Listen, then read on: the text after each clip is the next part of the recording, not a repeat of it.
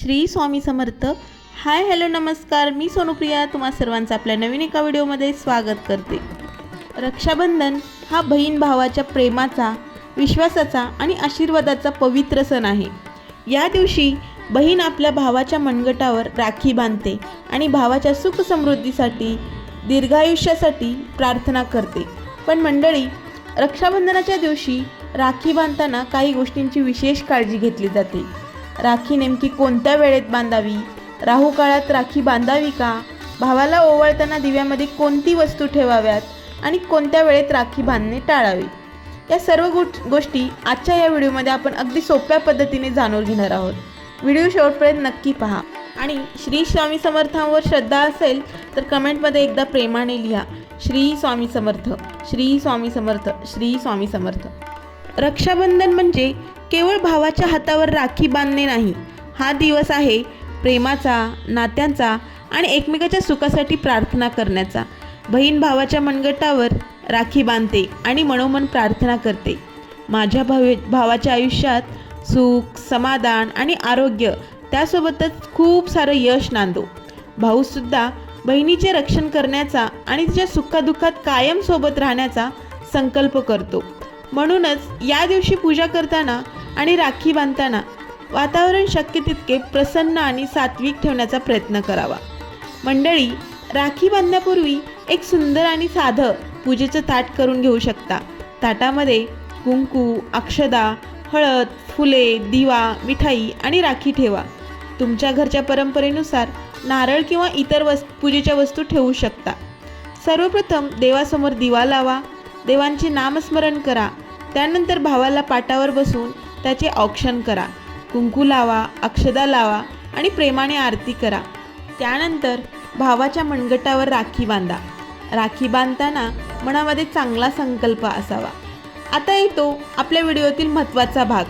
अनेक घरांमध्ये शुभतेचे प्रतीक म्हणून अक्षदा म्हणजेच तांदळाचे दाणे पूजेमध्ये वापरले जातात. ओवाळताना, दिवा लावताना काही जण दिव्यामध्ये अक्षदांचे काही दाणे अर्पण करण्याची घरची परंपरा पाळतात. अक्षदा म्हणजे तांदूळ, म्हणजेच पूर्णत्व, समृद्धी आणि मंगलतेचे प्रतीक मानले जातात. जर तुमच्या घरामध्ये परंपरेत अशी पद्धत असेल तर अगदी थोड्या अक्षदा दिव्याजवळ अर्पण करू शकता.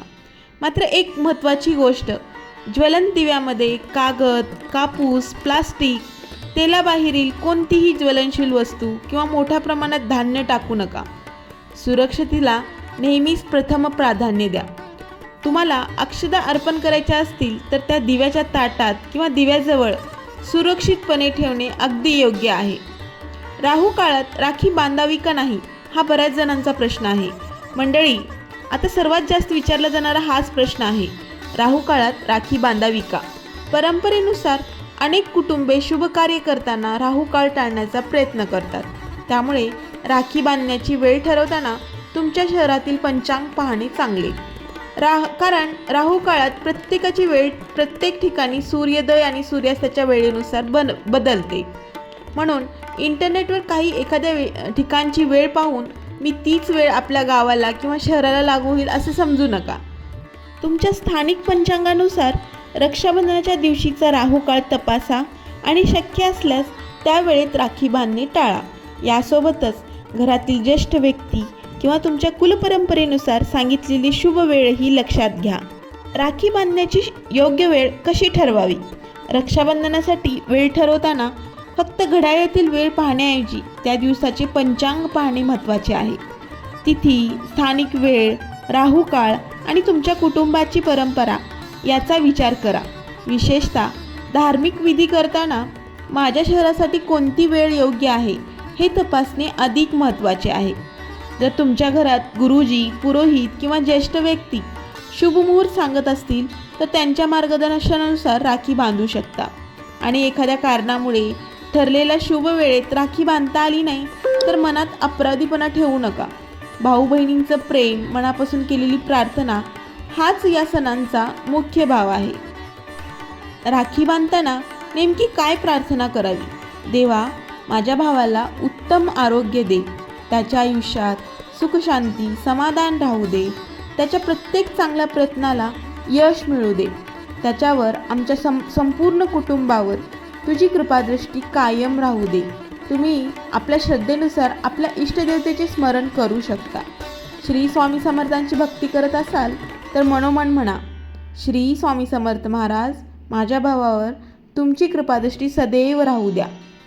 रक्षाबंधनाच्या दिवशी काही गोष्टी शक्यतो टाळण्याचा प्रयत्न करा. पहिली गोष्ट, राग करणे, भांडण करणे, कटू शब्द बोलणे टाळा. दुसरी गोष्ट, पूजा करताना अगदीच घाई करू नका. तिसरी गोष्ट, दिवा लावताना सुरक्षिततेची काळजी घ्या. आणि चौथी गोष्ट म्हणजे राहू काळ आणि शुभ वेळेबाबत आपल्या स्थानिक पंचांगाचा आधार घ्या. सर्वात महत्त्वाचे म्हणजे या दिवशी भावाने आणि बहिणीने एकमेकांविषयी मनात प्रेम, आदर आणि शुभेच्छा ठेवाव्यात. याच दिवशी नाही तर जन्मभर ठेवाव्यात.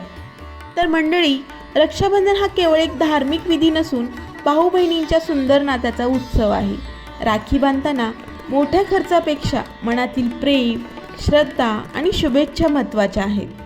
राखी बांधण्यापूर्वी तुमच्या शहरातील पंचांगानुसार राहू काळ किंवा शुभ वेळ नक्की तपासा. ओवाळताना दिव्याची सुरक्षितता लक्षात ठेवा आणि तुमच्या घरच्या परंपरेनुसार अक्षदा अर्पण करा. सर्वात महत्त्वाचे म्हणजे देवाकडे आपल्या भावाच्या सुखासाठी आणि संपूर्ण कुटुंबाच्या मंगलासाठी मनापासून प्रार्थना करा. जर तुम्हाला हा व्हिडिओ उपयोगी वाटला असेल तर व्हिडिओला लाईक करा, शेअर करा आणि सबस्क्राईब करा. तुमच्या भावाला आणि बहिणीला हा व्हिडिओ नक्की शेअर करा. आणि अशाच धार्मिक, भक्तिपूर्ण आणि परंपरेशी जोडल्या जाणाऱ्या माहितीसाठी आपल्या चॅनलला सबस्क्राईब करायला विसरू नका. आणि कमेंटमध्ये लिहा, श्री स्वामी समर्थ, श्री स्वामी समर्थ, श्री स्वामी समर्थ. तुमच्या आणि तुमच्या कुटुंबावर स्वामींची कृपादृष्टी सदैव राहो, हीच स्वामीचरणी प्रार्थना. झालेली सेवा स्वामींच्या चरणी अर्पण करते आणि माझ्या सेवेला पूर्ण विराम देते. सर्वांना श्री स्वामी समर्थ आणि सर्वांना रक्षाबंधनाच्या खूप खूप शुभेच्छा.